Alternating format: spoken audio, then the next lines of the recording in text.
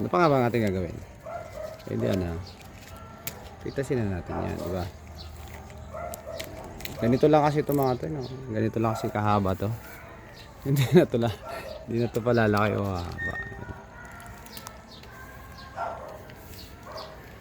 So, i-harvest na natin. Ganito lang kasi talaga ang ano to, haba nito. Ibang variety kasi yung mahaba.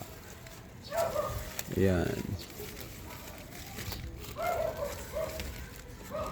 Pagka matigas, huwag nyo nang i-harvest. Binhi, gawin nyo na lang siyang binhi. Ayan, ganito lang siya. Sayang kasi pag hinarvest mo tapos matigas na. At mura. Mura.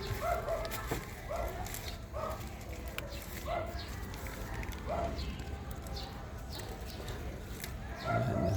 So ito yung harvest natin. Fresh! Yung sinasabi ko sa inyo, basta may tanim kayo. Yan o. Sariwa yung i-harvest ang gulay na yung ulamin. Yan ang ating sigarilyas.